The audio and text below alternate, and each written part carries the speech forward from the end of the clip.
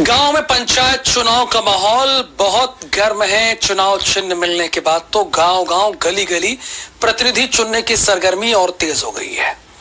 मार मौरिया तान के इस प्रोग्राम में हम आपको गांव लेकर चलते हैं, वहां के हकीकत के बारे में बताते हैं कि पिछले 5 सालों में क्या काम हुआ, क्या वादे हुए, क्या वादे पूरे हुए या नहीं, यही सब आपको बताते हैं। प्रत्याशियों की किस्मत का फैसला बहुत जल्द होने वाला है।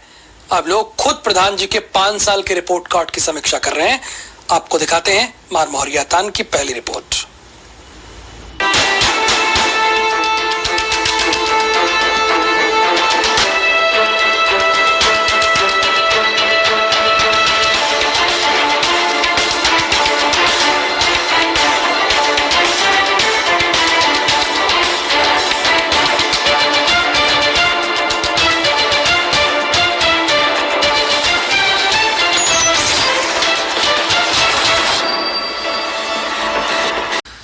बीते 5 साल में प्रधान जी का क्या रहा है रिपोर्ट कार्ड, ये भी तो जानना चाहिए आप लोगों को।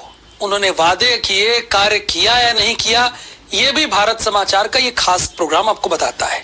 इसे दिखाने के लिए हम आपको लेकर चलेंगे गोंडा के हल्धर मऊ विकास खंड के बसालतपुर गांव में, जहां पिछले 15 सालों से एक ही प्रधान की सल्तनत है।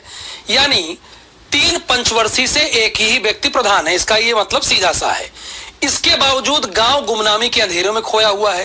क्यों, किस वजह से, वो जानने के लिए आपको हमारी ये रिपोर्ट देखनी होगी।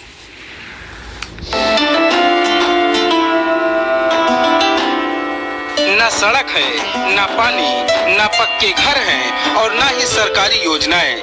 गांव में सिर्फ और सिर्फ गंदगी का अंबार लगा हुआ है।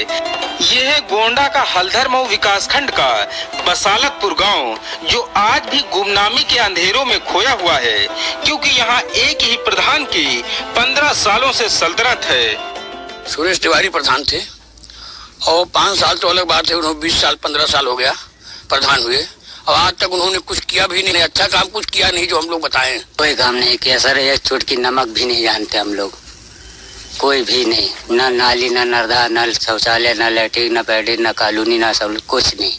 कुछ नहीं। ये राशन कार्ड भी नहीं है। हमारी माता जी का 2 बार कॉलोनी आ चुका है और उसको तिवारी जी ने कटवा दिया है और हम तिरपाल में समझ लीजिए रह रहे हैं।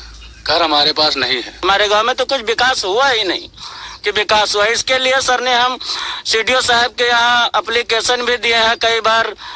आरटीआई से हमने वो मांगा था, वो भी हमको मिला, लेकिन हम सब भ्रष्टाचार, पैसा इधर उधर से नाम दिखा करके फर्जी तरीके से निकाला गया। आज तक कोई कार्य नहीं हुआ है। नाली हम लोग अपने पैसे से बनवाए हैं सर, और हमको लैटरिन भी नहीं मिली है। सुमन श्रीवास्तव जी को वोट देंगे और हम लोगों का चुनाव निशान, पूरे गांव का चुनाव निशान अनाज जोताता हुआ किसान रहेगा। गांव में 5 साल के भीतर कितना पैसा आया और कहां-कहां पैसा खर्च हुआ, इसका लेखा जोखा नहीं है। गांव की इसी बदहाली और उपेक्षा से आज ही जाकर गांव वालों ने अब यहां से सुमन श्रीवास्तव को प्रत्याशी बनाकर चुनाव मैदान में उतार दिया है। उनका कहना है अगर सुमन चुनाव जीतती हैं तो उनके गांव का समुचित विकास करेंगी। बसालतपुर गांव से इस समय जो प्रधान पद की प्रत्याशी हैं सुमन श्रीवास्तव, उनके पुत्र यहाँ मौजूद हैं। आइए इनसे जानने का प्रयास करते हैं कि किन किन मुद्दों को लेकर के वो चुनाव मैदान में आए हैं।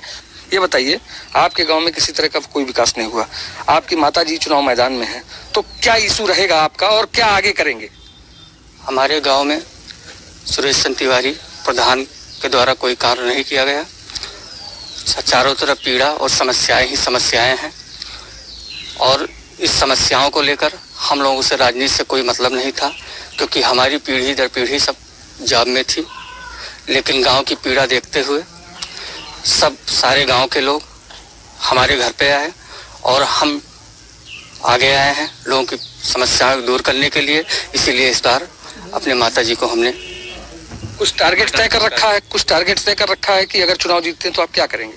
हमारा टारगेट ये है कि हम जिनके पास घर नहीं है उनको आवास दिलाएंगे, सड़क दिलवाएंगे, नाली की व्यवस्था कराएंगे और न्याय करेंगे। राजेश तिवारी, भारत समाचार, गोंडा। मार मौरिया तान के